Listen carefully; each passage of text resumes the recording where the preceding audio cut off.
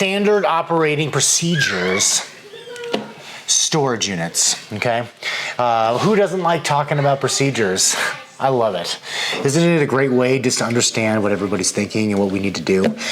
So let's go over some things and really understand what we're looking for with our storage units, okay? So when we get to the storage units, we're just gonna walk through kind of the day, how it works out, what we're doing, what we're looking for, okay? So when we pull up to the storage units, we're gonna be in our big trucks. We need to pick a side, okay? If you are a trash truck, you need to be on the right side. If you are not a trash truck, you need to be on the left side. Fill up with donations and such. If you are a third truck, you need to back in so that way we can just be operating and going into the different U-Hauls/trucks. So if it's Monday, we're gonna pretty much have a clear truck and we're not really gonna be doing much storage unit maintenance. So we open the trucks and we go through yesterday's contents, okay? So typically the way that this works is we do the entire day, and then the next morning we will go through that truck and we will sort everything out. That is like our morning routine. Get everything sorted, take it to where it needs to go, and then start your day. That is typically how we start everything. All right, so what is donatable, what is sellable, what is trash, okay? Now we have our own little SOPs for those options, but there is a great way of being able to understand this, okay? What is donatable is a big question, okay? Things that are gently worn, okay? Things that are like wood that is like peeling the color, or, you know, it's not necessarily broken. Those are all dealable things that we can send to donation centers. We can send to our local charities' homes, things that aren't necessarily like in perfect condition. All right. What is sellable? Things that are looking beautiful, unique items, really old items, things that just like look amazing. Those things are sellable. And like, this is just an overall eye perspective, okay? When you look at it and you're just like, man, that looks really nice, trust that gut feeling.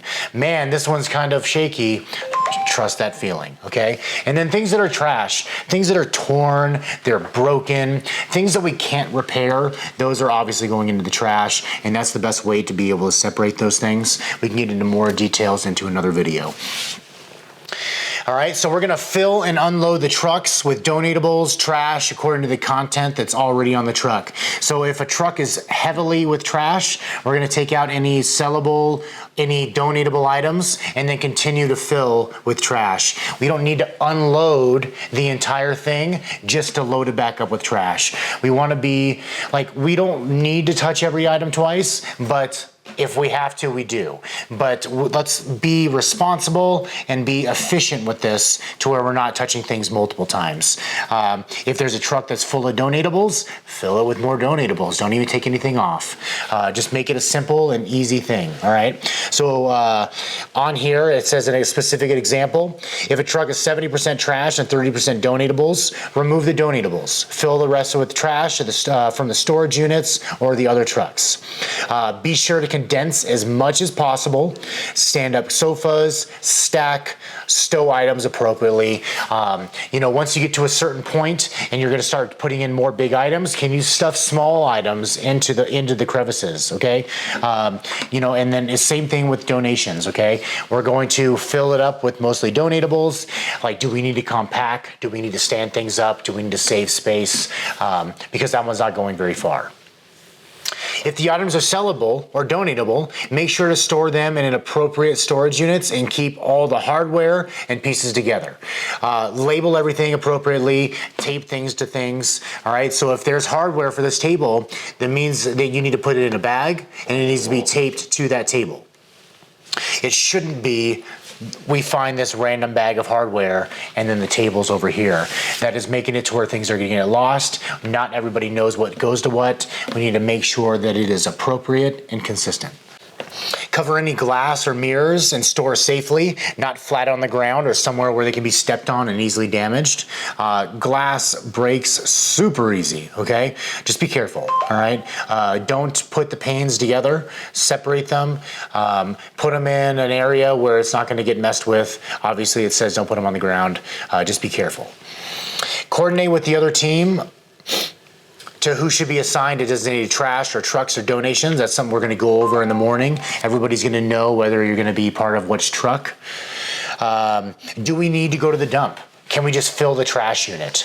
If there's going to be a dump or transfer station, make sure we get the credit card, okay? I do not currently have credit cards for every single person to where we can have a truck card. We have one current central card, and that needs to go to the dump so that way you could pay for that. There is no scenario where you are paying out of your own pocket and I'm paying you back. We do not do that kind of way.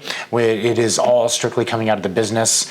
You should not be reliant to have to do that. So the next thing we're gonna do is we're gonna make sure all the garbage, debris is clear from the storage units, especially nails, screws, sharp objects, things that can puncture tires and stuff like that.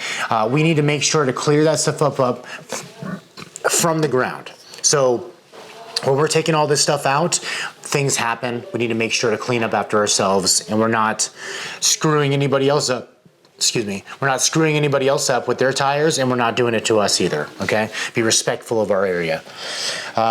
We gotta make sure we lock up all the storage units. Before we leave, they all need to be closed and locked and secured. In the mornings, we are all there for the most part, and I try to be the best I can in taking that reign. But at the end of days, you need to make sure that if you're the only one there, you need to make sure to responsibly close those things. So we have, in total, 5 storage units at the moment, okay? So E115 is our trash unit. H108, H109 are donations and overflows, and H106 is also a donation overflow.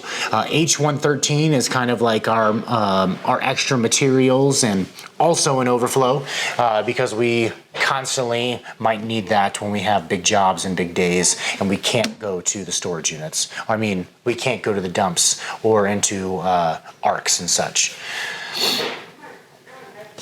Now, here's a big thing. What happens if you don't have a key, okay? So that should never happen, okay? If you have the keys to the truck, you should essentially have keys to the storage units. But if it were to happen, you can just contact me, and then I can direct you to the storage unit facility, and then they can give you the spare key, and you just need to make sure to bring it back. But that should never happen, but if it does ever happen, just give me a call. I'm here for you. Easy peasy. Done.